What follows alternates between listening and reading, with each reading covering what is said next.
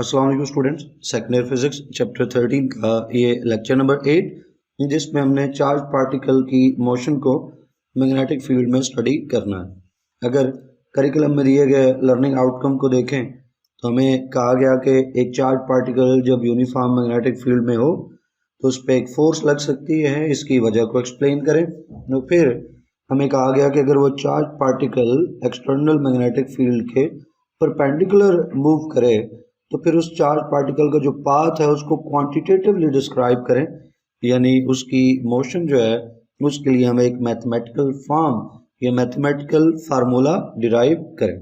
तो स्टूडेंट्स, इन दोनों learning outcomes को हम इस लेक्चर में कवर करेंगे। आगाज करते हैं पहले हिस्से से और ये देखते हैं कि मूविंग चार्ज के ऊपर जो फोर्स लगती है उसकी वजह क्या है। स्टूडेंट्स, हमने शुरू के लेक्चर्स में, इसी चैप्टर के लेक्चर्स में ये सीखा कि करंट कैरिंग कंडक्टर जब एक्सटर्नल मैग्नेटिक फील्ड में हो तो उस कंडक्टर के ऊपर फोर्स लगती है, और वहाँ हमने ये बात की थी कि करंट कैरिंग कंडक्टर के ऊपर जो फोर्स लग रही है उसकी वजह करंट का मौजूद होना है। अगर करंट की वैल्यू ज़ीरो कर दी जाए तो बेशक वो कंडक्टर मैग्नेटिक फील्ड में हो, इसके बावजूद उसके ऊपर मैग्नेटिक फोर्स नहीं लगेगी। उस कंडक्टर के ऊपर जो मैग्नेटिक फील्ड में है तभी फोर्स लगेगी जब करंट की कोई वैल्यू मौजूद हो, उस कंडक्टर में से करंट पास हो रहा। इस लेक्चर में हम इसकी वजह को एक्सटेंड करेंगे, आगे बढ़ाएंगे। तो यहाँ पे शुरू में हम उसका जिक्र कर लेते हैं। अब आप सोचें कि कंडक्टर में से करंट पास होने के नतीजे में फोर्स कंडक्टर के ऊपर लग रही है, तो करंट पास होने का तो मतलब ये है कि चार्जेस का फ्लो करना, क्योंकि current is the name of moving charges. तो स्टूडेंट्स, इसका मतलब ये हुआ कि कंडक्टर में से चार्जेस जब मूव कर रहे हैं तब कंडक्टर के ऊपर फोर्स एक्सर्ट हो रही है, क्योंकि करंट मूव करने का मतलब चार्जेस का मूव करना। करंट मूव करने के ऊपर फोर्स लगी तो चार्जेस के मूव करने के ऊपर फोर्स लगी। अब उसकी वजह क्या बनी, ये एक सिंपल सा कंसेप्ट है, पीछे भी जिक्र किया, आगे भी जिक्र होगा कि जब भी कोई चार्ज पार्टिकल स्टूडेंट्स मूव करता है, खा वो पॉजिटिव चार्ज हो या नेगेटिव चार्ज हो, उससे फर्क नहीं पड़ता। स्मॉल पार्टिकल हो या लार्ज पार्टिकल हो, फर्क नहीं पड़ता। जब भी कोई चार्ज पार्टिकल मूव करेगा तो वो अपनी सराउंडिंग में एक मैग्नेटिक फील्ड सेटअप करता है। चार्ज पार्टिकल अपनी सराउंडिंग में मैग्नेटिक फील्ड सेटअप करता है, और इस मैग्नेटिक फील्ड को चले हम इंड्यूस्ड मैग्नेटिक फील्ड का नाम दे देते हैं। जब यही चार्ज पार्टिकल एक एक्सटर्नल मैग्नेटिक फील्ड में से पास होगा, गुजरेगा, तो अब दो मैग्नेटिक फील्ड्स आमने सामने आ गए। एक तो इंड्यूस्ड मैग्नेटिक फील्ड है और एक एक्सटर्नल मैग्नेटिक फील्ड है। इन दोनों मैग्नेटिक फील्ड्स का इंटरेक्शन होगा और उस इंटरेक्शन के नतीजे में एक मैग्नेटिक फोर्स जो है वो इस चार्ज पार्टिकल के ऊपर एक्ट करेगी। इस लेक्चर में हम यही देखने जा रहे हैं। पीछे हमने बात की थी कि पूरे कंडक्टर के ऊपर जो फोर्स लगती है एक्सटर्नल मैग्नेटिक फील्ड में, तो उसकी मैथमेटिकल फॉर्म हम ड्राइव कर चुके हैं। अब हम जो पूरा कंडक्टर है उसका जिक्र नहीं करेंगे, भले उस कंडक्टर के अंदर जो चार्जेस मूव कर रहे हैं उनमें से रैंडमली कोई एक चार्ज हम पिक कर लेते हैं।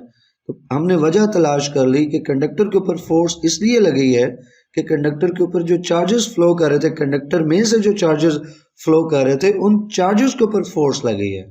और उन चार्जेस के ऊपर फोर्स क्यों लगी है, क्योंकि उन चार्जेस का अपना एक इंड्यूस्ड फील्ड है और एक एक्सटर्नल मैग्नेटिक फील्ड था।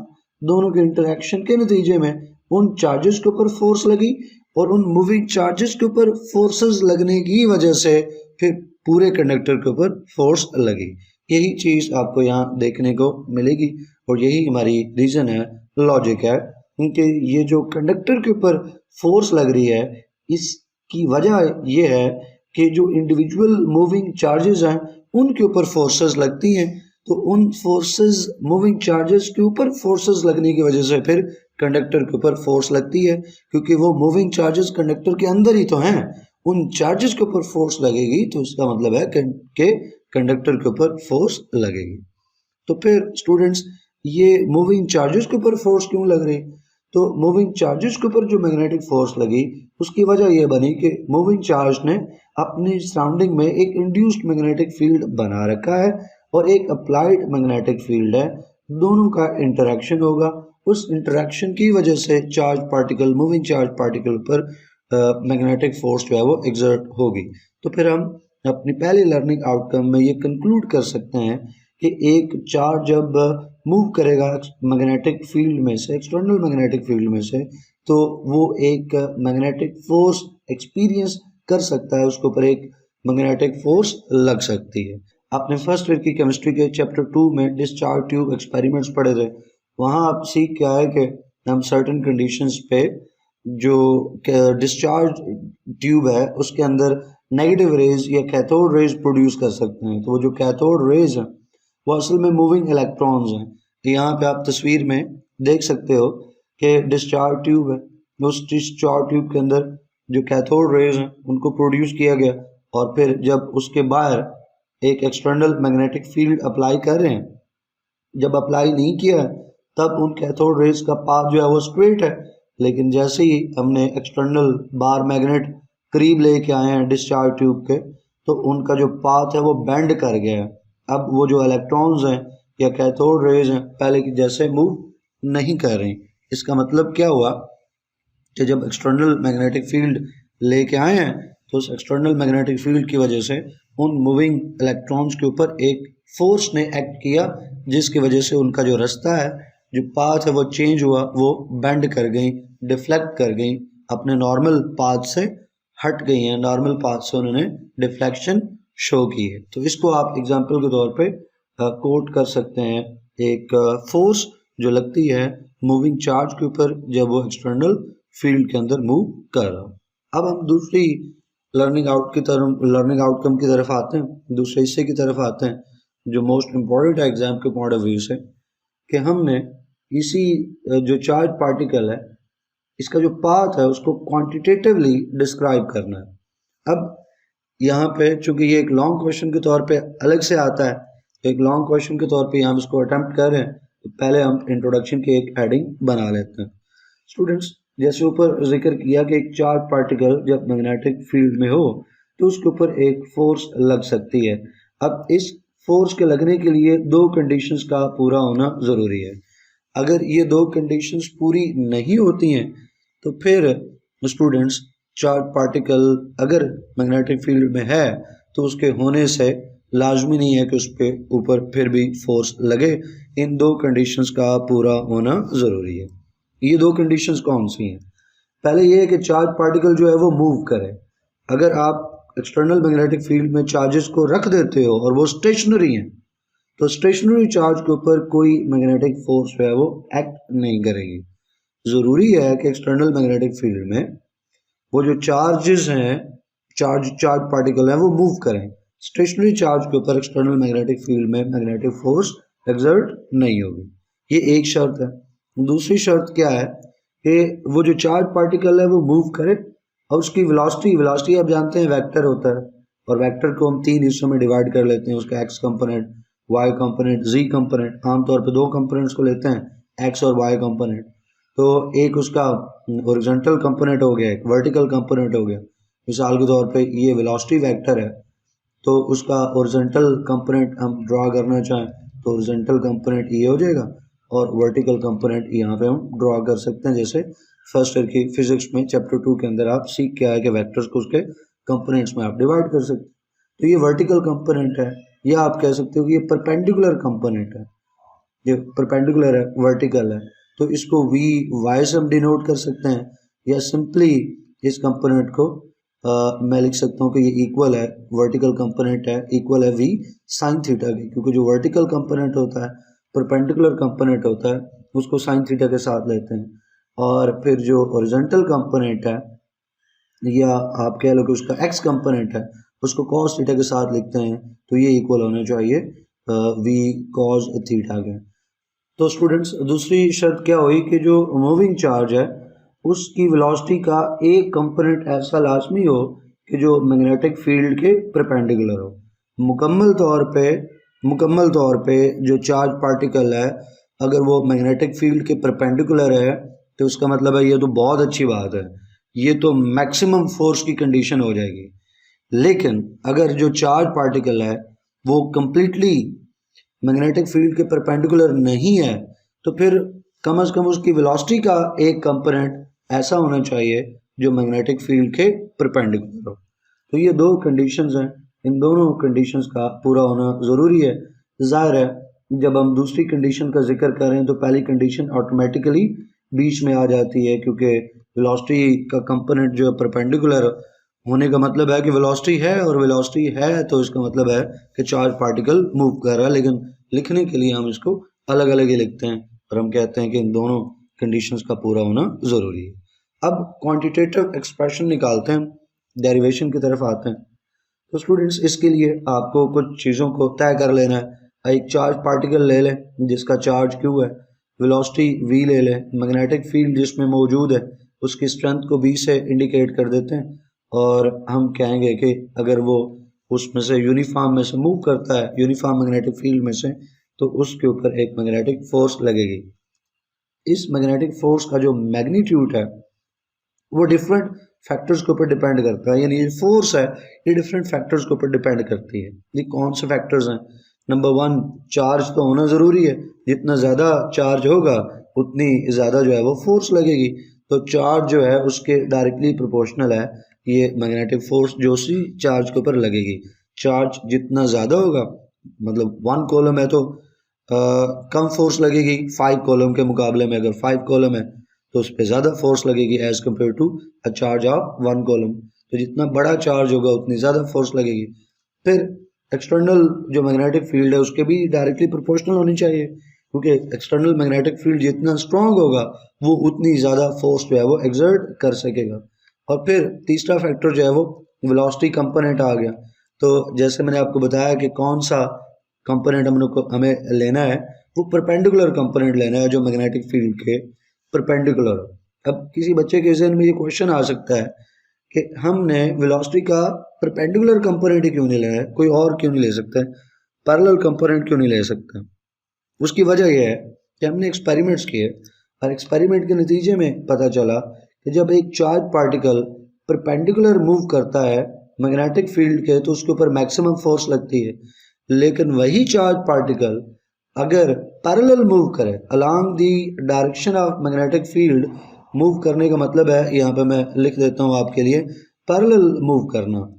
तो पैरेलल अगर वो मूव करे चार्ज पार्टिकल तो उसका मतलब है फिर कोई फोर्स नहीं लगेगी। तो मैं आपको बता रहा था कि इस चैप्टर की एक्सरसाइज में आपको एक क्वेश्चन देखने को मिलेगा जहाँ पे हमें ये कहा गया कि आप बताइए एक्सटर्नल मैग्नेटिक फील्ड है, उसमें से एक चार्ज मूव भी करता है, इसके बावजूद उसके ऊपर फोर्स नहीं लगती है, तो आप कोई कंडीशन सजेस्ट करो कि क्या ख़ास बात है कि मूव करने के बावजूद उसके ऊपर फोर्स नहीं लग रही है। तो आपको एक वजह पता चल गई कि वो जो चार्ज पार्टिकल है अगर वो एक्सटर्नल मैग्नेटिक फील्ड के पैरेलल मूव करे, थीटा जो है वो 0 डिग्री का बनाते हुए मूव करे, तो फिर उसके ऊपर बेशक वो एक्सटर्नल फील्ड में से मूव कर रहा है, इसके बावजूद उसके ऊपर फोर्स नहीं लगेगी।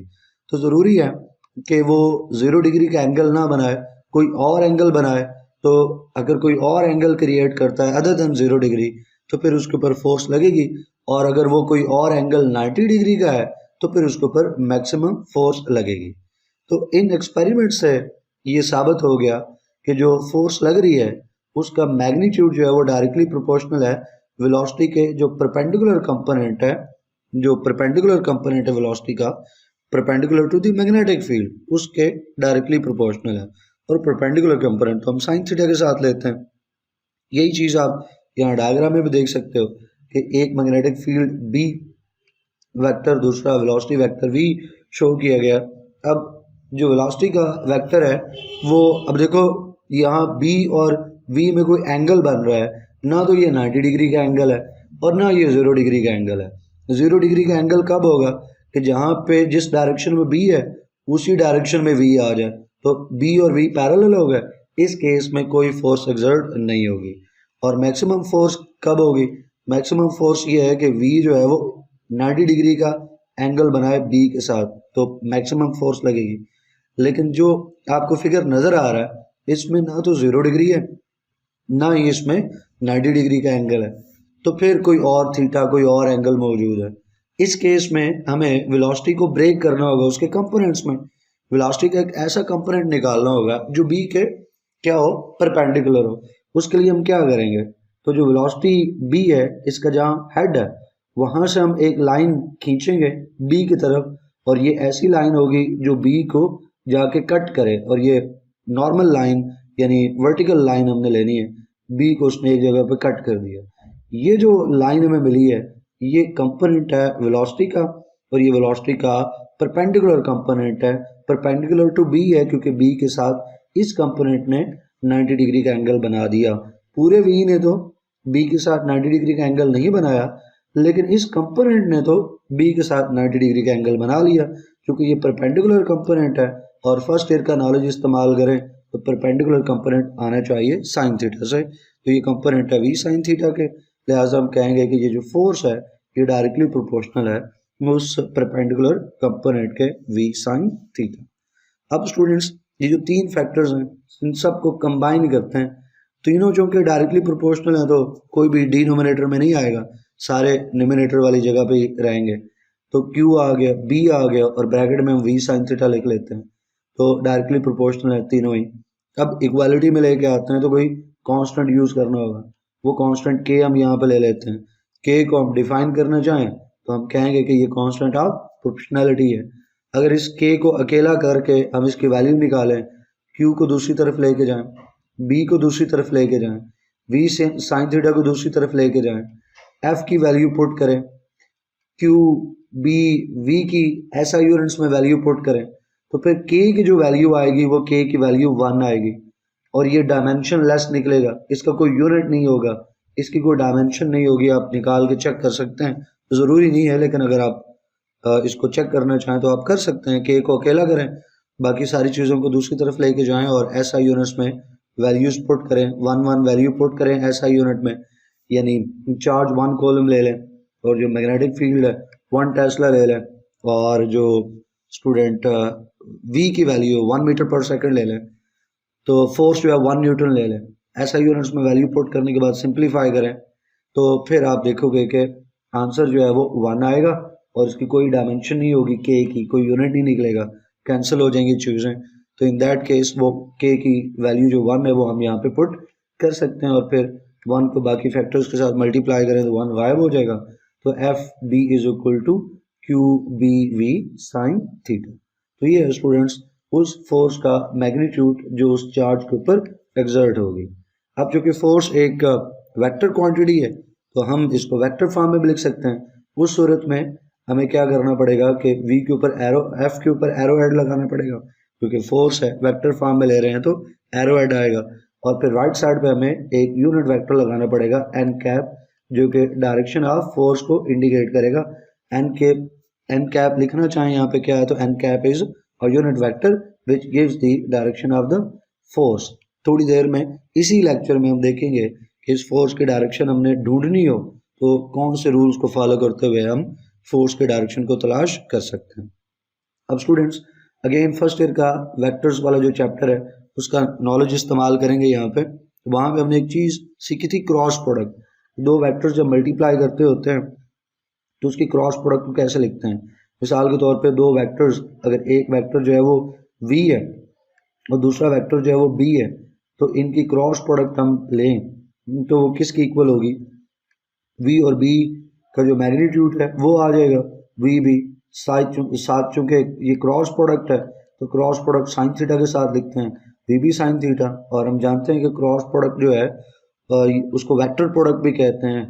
तो क्रॉस प्रोडक्ट चूंकि वेक्टर प्रोडक्ट है तो उसके लिए डायरेक्शन भी चाहिए, तो एन कैप साथ आएगा। तो v क्रॉस b हो तो इसको इस फॉर्म में लिख सकते हैं, और अगर vb sine theta N cap हो तो उसको इस फॉर्म में लिख सकते हैं। अब ऊपर देखें तो bv या vb जो हो ये साइन थीटा एन कैप है, तो हम क्या कर सकते हैं कि इसको या जो दूसरी फॉर्म है वेक्टर फॉर्म है उसमें इसको लिख सकते हैं, तो v vector v cross vector b। अब अगर आप में से कोई बच्चा एतराज़ करता है कि सर इधर b पहले है तो इधर भी b पहले होना चाहिए था, तो बिल्कुल जी इधर b पहले होना चाहिए था। अगर आप लिखना चाहते हैं तो आप लिख लें, कोई मसला नहीं है। तो मैंने आगे लिख दिया है vb, मैंने कहा कि vb किसको रिप्लेस कर रहा है, V B sine theta N cap को रिप्लेस कर रहा है, तो इसलिए मैंने यहाँ पे vector V cross vector B ले लिया। तो अगर आप ऊपर से इस चीज़ का ख्याल रखते हैं, यहाँ पर जब हमने डेरिवेशन की है तो आप वी साइन थीटा को पहले लिख लें, यानी क्यू लिखें, आगे वी साइन थीटा लिखें, फिर बी लिखें, तो यहाँ पे भी वी साइन थीटा बी आ जाएगा, और फिर ये बन जाएगा वी बी साइन थीटा, यहाँ पे Q V B sine theta होगा, यहाँ पे भी Q V B sine theta होगा, और फिर यहाँ पे भी Q V B sine theta N cap हो जाएगा, तो फिर वो V vector V into vector B हो जाएगा। तो चूंकि मैंने यहाँ आगे बता दिया कि मैं vector V cross vector B किससे रिप्लेस कर रहा हूँ, तो वो एतराज़ अगर कोई करना चाहे तो उसका ख़त्म हो गया, और मैंने समझा भी दिया कि ऊपर से अगर आप तरतीब कायम रखते हैं तो नीचे आपको मसला नहीं होगा। वैसे इससे कोई फ़र्क नहीं पड़ता है बी पहले आ जाए या वी पहले आ जाए, तो ओवरऑल जो है वो जो मैग्नीट्यूड है फोर्स का वो एक ही जैसा रहेगा। फोर्स के मैग्नीट्यूड पे कोई फ़र्क नहीं पड़ने वाला है, अगरचे डायरेक्शन में थोड़ी सी चेंज आती है, वो हम इस लेक्चर के आखिरी हेडिंग के अंदर देखेंगे। तो स्टूडेंट्स, अब इस साइन थीटा का जिक्र करें तो ये साइन थीटा हमने किसके साथ रिलेट किया, ये साइन थीटा हमने कहा कि ये कंपोनेंट है वी का, तो उसी डायग्राम में जो ऊपर यहाँ पे हमने डिस्कस की, इसमें देखें तो हमने v का वेलोसिटी का एक कंपोनेंट निकाला जो b के परपेंडिकुलर हो।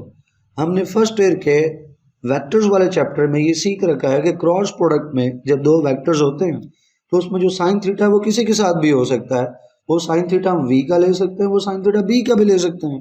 हम अपनी ज़रूरत के हिसाब से साइन थीटा को किसी एक वेक्टर से निकाल सकते हैं। तो पहले हमने वो साइन थीटा यानी वो परपेंडिकुलर कंपोनेंट हमने लिया है v से। अब अगर हम वो साइन थीटा या परपेंडिकुलर कंपोनेंट b से लेना चाहें तो b से भी ले सकते हैं, बजाय ये कहने के कि वेलोसिटी का वो कंपोनेंट जो b के परपेंडिकुलर हो, हम ये कह सकते हैं कि b का एक कंपोनेंट जो वेलोसिटी के परपेंडिकुलर हो। तो इस को भी हम देख सकते हैं, और समटाइम्स इस तरह सोचने से, उस तरह लिखने से कुछ कम्प्लेक्स प्रॉब्लम्स हैं जो ज़ाहिर है एफएससी लेवल पे नहीं है, ग्रेजुएशन के टॉपिक्स हैं, लेकिन कुछ कम्प्लेक्स प्रॉब्लम्स को सॉल्व करना हो तो फिर b के साथ हम थीटा एसोसिएट करें तो हमें ज़्यादा आसानी होती है। जैसे मैंने आपको कहा, इससे कोई फ़र्क नहीं पड़ता है कि आप साइन थीटा v से निकालें या b से निकालें। तो अब की बार हम ये एसोसिएट करने जा रहे हैं साइन थीटा को मैग्नेटिक फील्ड के साथ, और बजाय कि v साइन थीटा लें हम b साइन थीटा लेंगे। तो b साइन थीटा कैसे आएगा, b साइन थीटा ऐसे आएगा जब हम ये बात करेंगे कि मैग्नेटिक फील्ड का एक कंपोनेंट है जो परपेंडिकुलर है वेलोसिटी के, velocity of the charge particle. नीचे डायग्राम में आप देख सकते हैं दोबारा से भाई क्यू वी बी, यहाँ पे ये क्यू मौजूद है, उसकी वेलोसिटी इस तरफ, उसके ऊपर लगने वाला मैग्नेटिक फील्ड इस तरफ, बीच में थीटा बन गया। तो अब हम बी का वो परपेंडिकुलर निकालेंगे, वो कंपोनेंट निकालेंगे जो वी के परपेंडिकुलर हो। उसके लिए हमें बी के हेड से शुरू करना पड़ेगा। तो बी के हेड से नीचे की तरफ हमने एक वर्टिकल लाइन लानी है जो वी को वेलोसिटी को टच करे। तो बी के हेड से बी का कंपोनेंट निकालना है, तो बी के हेड से शुरू करेंगे और वी की तरफ आएंगे, और यहाँ पे ये आपको एक कंपोनेंट मिलेगा। तो ये स्टूडेंट्स वेक्टर बी का ये परपेंडिकुलर कंपोनेंट है, या वेक्टर बी का ये कंपोनेंट है जो वी के परपेंडिकुलर है। क्योंकि ये परपेंडिकुलर कंपोनेंट है तो ऑफ कोर्स ये साइन थीटा से आएगा। अब की बार बी से निकाला तो ये बी साइन थीटा है। तो दोबारा से हम फार्मूला थोड़ा सा उसकी डेरिवेशन की तरफ आ सकते हैं। एक दो स्टेप, पूरी डेरिवेशन को रीराइट करने की जरूरत नहीं है। पहले हमने क्या लिखा था, क्यू बी लिखा था और ब्रैकेट में वी साइन थीटा लिखा था। अब हम क्या ले रहे हैं, क्यू वी लिखा और ब्रैकेट में क्या ले रहे हैं, बी साइन थीटा। ऊपर मैंने बताया कि भाई आप तरतीब जो चाहो रख लो, इससे कोई फ़र्क नहीं पड़ता है, रिज़ल्ट आपके पास एक जैसा आएगा। वो चीज़ अब आपको यहाँ पे नज़र आ रही है कि आप v साइन थीटा लें या b साइन थीटा लें, रिज़ल्ट एक ही रहेगा।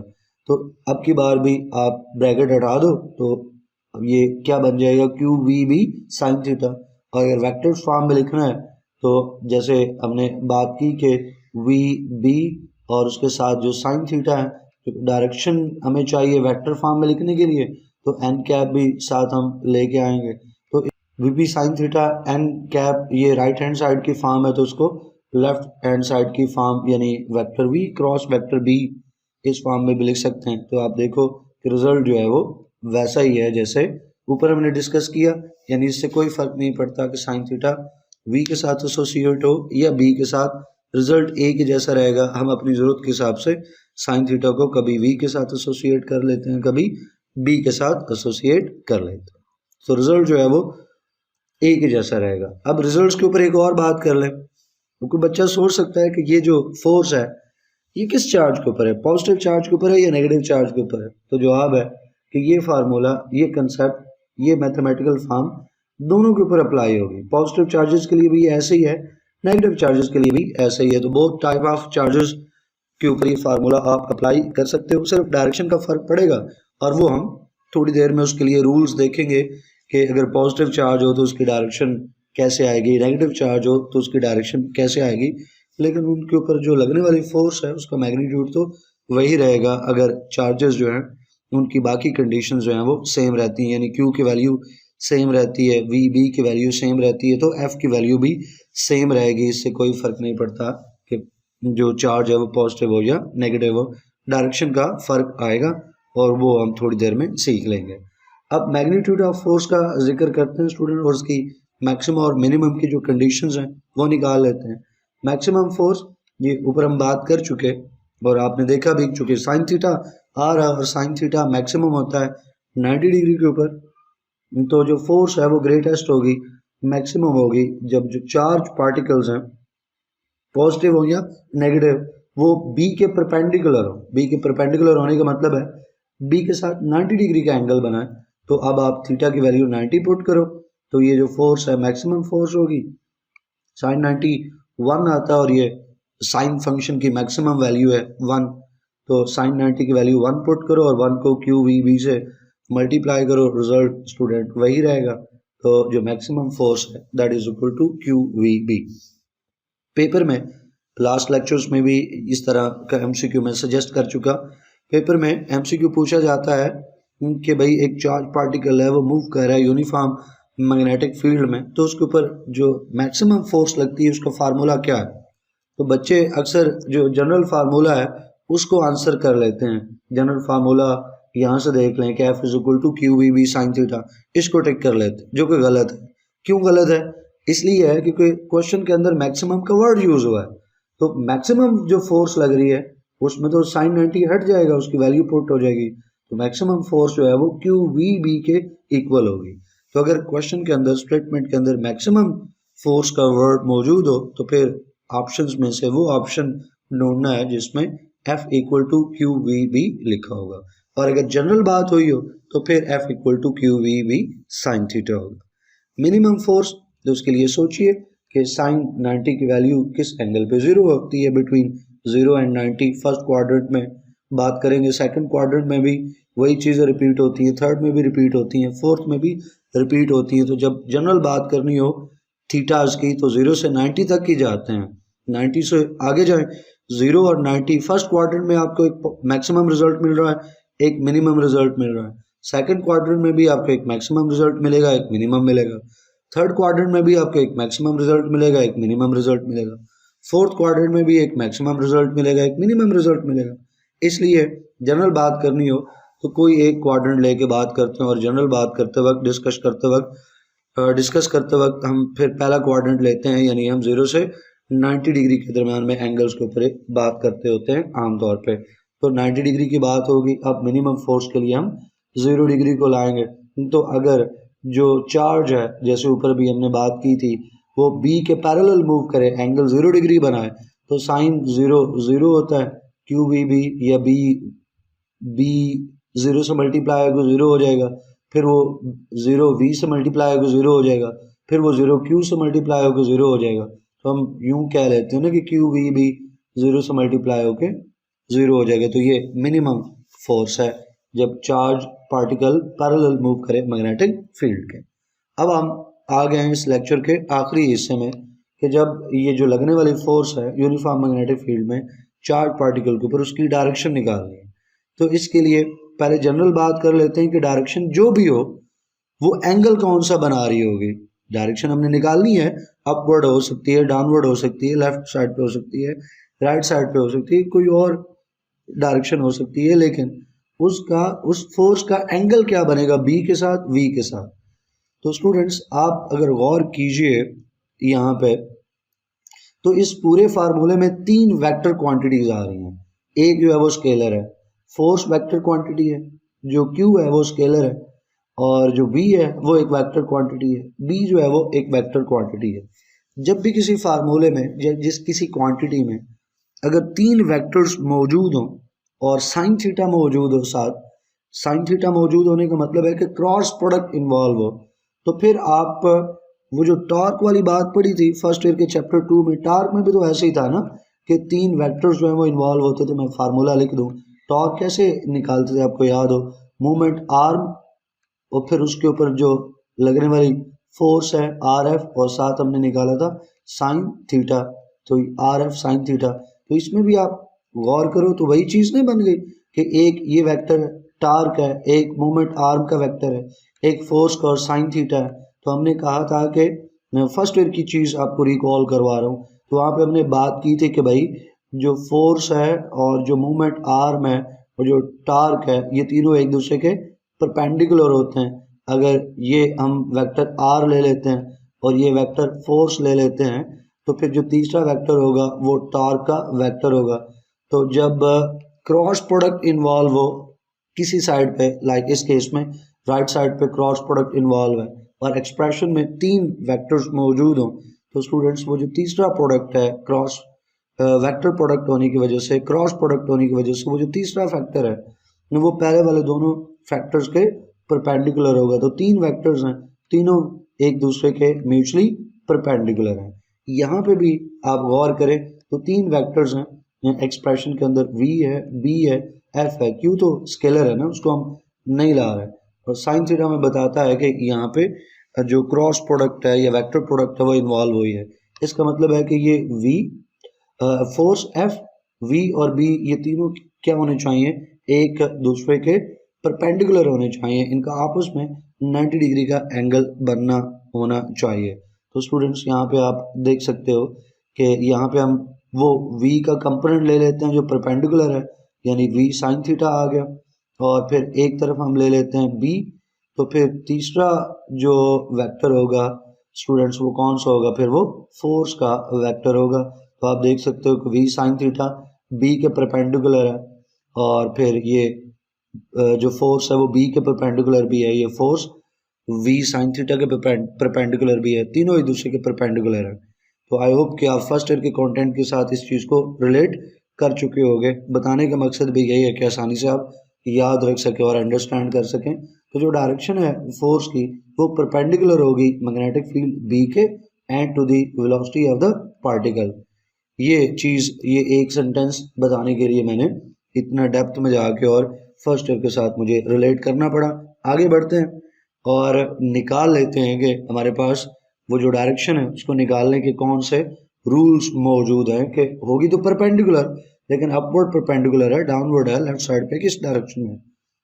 तो पॉजिटिव चार्ज हो अगर, तो फिर हम राइट हैंड रूल 2 इस्तेमाल कर सकते हैं, और फ्लेमिंग लेफ्ट हैंड रूल इस्तेमाल कर सकते हैं। जो हमने करंट कैरिंग कंडक्टर के लिए फ्लेमिंग लेफ्ट हैंड रूल इस्तेमाल किया था वही यहाँ पे इस्तेमाल कर सकते हैं। अगर हम ऐसा करते हैं तो फिर जो करंट की डायरेक्शन, जो करंट इस्तेमाल किया था ना, आपको याद हो करंट कैरी कंडक्टर में जब हमने फ्लेमिंग्स लेफ्ट हैंड रूल इस्तेमाल किया था तो उसमें तो करंट इन्वॉल्व था। तो हम क्या करेंगे कि वो जो फ्लेमिंग लेफ्ट हैंड रूल में जहाँ करंट हम लेते हैं उसकी जगह हम अब इस बार क्या ले लेंगे, वेलोसिटी ले लेंगे। तो स्टूडेंट्स करंट की जगह वेलोसिटी को इस्तेमाल करते हुए हम फ्लेमिंग्स लेफ्ट हैंड रूल जो है वो अप्लाई करेंगे या राइट हैंड रूल 2 अप्लाई करेंगे। और ये दोनों किस चार्ज के लिए अप्लाई करेंगे, पॉजिटिव चार्ज के लिए अप्लाई करेंगे। तो हमें पॉजिटिव चार्ज की डायरेक्शन मिल जाएगी। अगर पॉजिटिव चार्ज नहीं है हमारा, नेगेटिव है, तो फिर क्या करेंगे, तो फिर हम फर्ज करेंगे, सपोज करेंगे जैसे चार्ज पॉजिटिव है, सपोज करते हुए हम चार्ज सपोज करते हुए कि पॉजिटिव है तो हम उसकी डायरेक्शन निकालेंगे, लेकिन एक्चुअल में तो नेगेटिव है तो नेगेटिव में तो अपोजिट हो जाएगी। तो जब हमें पता चल जाएगा कि अगर चार्ज पॉजिटिव होता तो उसकी डायरेक्शन अपवर्ड होती, लेकिन यहाँ पे तो चार्ज नेगेटिव है, अगर चार्ज नेगेटिव है तो उसकी डायरेक्शन डाउनवर्ड होनी चाहिए।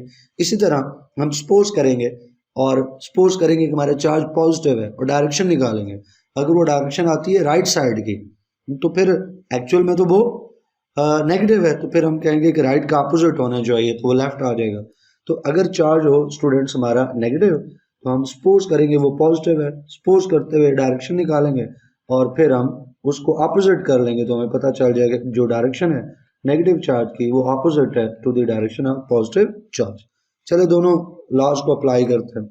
सबसे पहले राइट हैंड रूल 2 है, तो स्टूडेंट्स इसके लिए आप पेपर पे ज़ाहिर है करंट पास हो रहा है मैग्नेटिक फील्ड में, वहाँ तो आप अपना हाथ लेके नहीं जाएंगे ना, तो आपको करंट लग सकता है।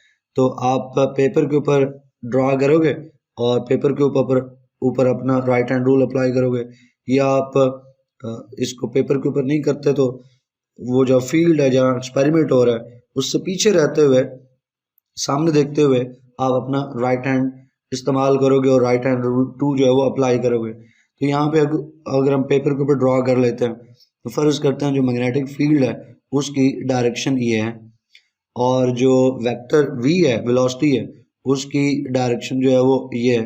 तो हमने पेपर के ऊपर जो है वो दोनों वेक्टर्स जो हैं वो ड्रॉ कर लिए, बी भी और वी भी इस तरह से ड्रॉ किए हैं कि उन दोनों की जो टेल्स हैं वो आपस में जुड़नी चाहिए। अब जब हमने ड्रॉ कर लिया या प्लेस कर लिया, अब हम अपना राइट हैंड रूल लाएंगे और हम ऐसे राइट हैंड रूल की जो फिंगर्स हैं, राइट हैंड की जो फिंगर्स हैं वो किस डायरेक्शन में होनी चाहिए, वो डायरेक्शन में होनी चाहिए वेलोसिटी की डायरेक्शन में। तो आपका राइट हैंड जो है उसकी फिंगर्स सीधी आ जाएं किसकी डायरेक्शन में, वेलोसिटी की डायरेक्शन में। एक बार आपने ये कर लिया, अब आपने उन फिंगर्स को टर्न करना है। फिंगर्स को टर्न ऐसे करना है कि जैसे आप वेलोसिटी को बी की तरफ मूव करना चाहते हो। तो टर्न तो इधर भी हो सकता है और टर्न दूसरी तरफ भी हो सकता है। तो किस तरफ से टर्न करना है, तो जवाब है उस तरफ से टर्न करना है जिस तरफ से स्मॉल एंगल बनता हो। इधर से घूम के आए हम या रोटेट करते हुए उसको लाएं तो ये बी के साथ लाएंगे तो बहुत बड़ा एंगल बनेगा, ये लार्ज एंगल बनेगा। लेकिन दूसरी तरफ देखें तो वी इस तरफ करीब है बी के, तो ये स्मॉल एंगल बनता है। तो इसका मतलब है कि हमें अपनी फिंगर्स को, अब राइट हैंड की फिंगर्स को इस तरफ टर्न करना होगा। तो राइट हैंड की फिंगर्स को जब इस तरह से टर्न करेंगे, या आप कह लो कि वी को आप बी की तरफ से टर्न करेंगे तो स्मॉल एंगल, तो जो राइट हैंड का थंब है वो या तो अपवर्ड होगा या डाउनवर्ड होगा। इस केस में जैसी डायग्राम बनाइए, इस केस में जो थंब है वो अपवर्ड होगा और वो जो थंब है अपवर्ड हो या डाउनवर्ड हो वो थंब फोर्स की डायरेक्शन देगा। तो अभी जैसे हमने ये फिगर बनाया है, इस केस में थंब अपवर्ड होगा तो ये अपवर्ड डायरेक्शन है स्टूडेंट्स फोर्स की। तो यही चीज़ आपको यहाँ पे दिखती हुई नजर आ रही है कि आप राइट हैंड की फिंगर्स को कर्ल करोगे, रोटेट करोगे, वो उसी इन दी डायरेक्शन ऑफ रोटेशन। कौन सी रोटेशन? वही रोटेशन जिसमें हमने v को रोटेट किया है टुवर्ड्स b। तो v को b की तरफ रोटेट कर रहे हैं, इसका मतलब हम अपनी फिंगर्स b की तरफ रोटेट कर रहे हैं।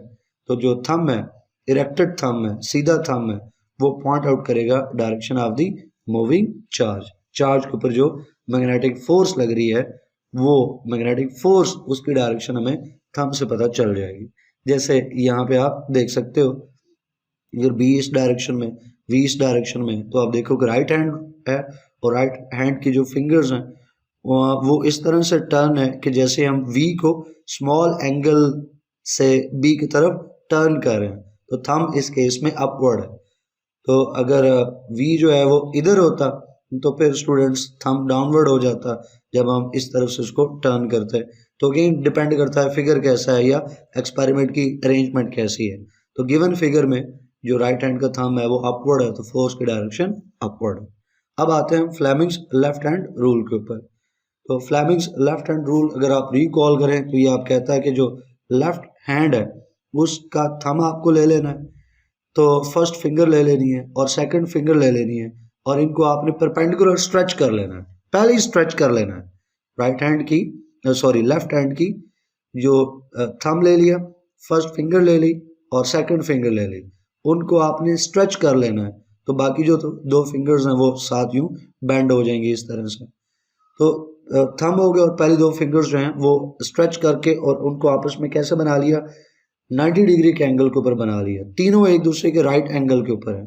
Thumb, first finger, second finger, एक तीनों एक दूसरे के साथ क्या है, 90 डिग्री के ऊपर है, राइट एंगल के ऊपर है, परपेंडिकुलर है। अब आपने क्या करना है कि जो फर्स्ट फिंगर है उसको किस डायरेक्शन में लेके जाना है, in the direction of magnetic field B. First finger को बी की तरफ लेके आना, सेकंड फिंगर को आपने वेलोसिटी की तरफ लेके आना है। तो जो थंब होगा वो किस तरफ पॉइंट आउट करेगा, वो फोर्स की तरफ पॉइंट आउट करेगा, डायरेक्शन ऑफ फोर्स प्रोवाइड करेगा। जैसे आप यहाँ पे देख सकते हो कि इस केस में जैसा ये ऊपर फिगर हमने बनाया था, तो फर्स्ट फिंगर को हमने बी की तरफ ले लिया, सेकंड फिंगर को वी की तरफ ले लिया, तो जो स्टूडेंट थंब है वो लेफ्ट हैंड का वो पॉइंट आउट कर रहा है फोर्स की तरफ। तो हमने वो जो फिगर बनाया ऊपर जिसको बार बार इस्तेमाल कर रहे हैं कि बी उस तरफ है, वी इस तरफ है, तो स्टूडेंट्स इस फिगर के ऊपर हमने जो राइट हैंड रूल है नंबर 2 वो भी अप्लाई किया। उस केस में भी डायरेक्शन अपवर्ड मिली। और फ्लेमिंग्स लेफ्ट हैंड रूल भी अप्लाई किया, इस केस में भी जो फोर्स की डायरेक्शन है वो हमें अपवर्ड मिली। तो कोई सी डायरेक्शन इस्तेमाल हो सकती। अब आते हैं हम अपनी इस डायरेक्शन में आखिरी सीखने वाली चीज़ की तरफ कि पॉजिटिव और नेगेटिव जो चार्जेस हैं उनकी डायरेक्शन एक दूसरे के ऑपोजिट होती है। आप देख सकते हो कि यहाँ पे पॉजिटिव चार्ज है, इस केस में आप देखो कि जो उसकी v है, जो वेलोसिटी अपवर्ड है, b इस तरफ है तो फोर्स इस तरफ है। अगेन अगर आपको ये फोर्स इस तरफ देखनी है कि कैसे आ रही है तो आप इस पे फ्लेमिंग्स लेफ्ट हैंड रूल जो है वो अप्लाई कर सकते हैं। एनीवेज, तो ये पॉजिटिव चार्ज था जिसमें फोर्स की डायरेक्शन उस तरफ है, लेकिन चार्ज पॉजिटिव की जगह अगर नेगेटिव हो जाए तो आप देखोगे इनके जो फोर्स है यानी उसी फील्ड में जो पॉजिटिव चार्ज है उसको मूव कराने की बजाय नेगेटिव चार्ज को वैसे ही मूव कराओ तो नेगेटिव चार्ज जो है उसकी डिफ्लेक्शन अपोजिट डायरेक्शन में होगी। अगर राइट साइड जो चार्ज है फर्ज कर लो वो इस तरफ इस डायरेक्शन को अपवर्ड अगर हम कह दें, कोई नाम दे दो, नॉर्थ साउथ, चले अपवर्ड कह देते हैं या अवे कह देते हैं, अवे कह लो। अगर अवे डायरेक्शन में पॉजिटिव चार्ज डिफ्लेक्ट किया है तो ये नेगेटिव चार्ज जो है वो टूवर्ड्स डिफ्लेक्ट करेगा। तो ऊपर हमने लिखा भी था कि अगर हमें नेगेटिव चार्ज की डायरेक्शन निकालनी है तो हम उस सपोज करेंगे कि हमारा चार्ज पॉजिटिव है और उसके ऊपर हम कोई रूल जो है वो डायरेक्शन वाला अप्लाई करेंगे तो पॉजिटिव चार्ज की डायरेक्शन मिल जाएगी, उसी की अपोजिट डायरेक्शन ले लेंगे तो वो नेगेटिव चार्ज की डायरेक्शन आ जाएगी। फिर ये भी सीखा कि जो फोर्स है उसकी कोई सी भी डायरेक्शन आए, अपवर्ड आए, डाउनवर्ड आए, राइट साइड पे आए, लेफ्ट साइड पे आए, लेकिन वो बी और वी के परपेंडिकुलर होगी, तो आपको वो चीज़ भी यहाँ पे दिखने को मिल रही है। तो स्टूडेंट्स इस तरह से ये लेक्चर मुकम्मल हुआ। खासी डिटेल्स में जाके बार बार चीज़ों के ऊपर हमने फोकस किया, आराम सुकून से सीखा। कोई क्वेश्चन हो आपका, कोई क्यूरी हो, कोई कन्फ्यूजन हो तो उसको आप कमेंट सेक्शन में पूछ सकते हैं। इंशाल्लाह नेक्स्ट वीडियो में नेक्स्ट टॉपिक पढ़ेंगे। टिल देन अल्लाह हाफिज़।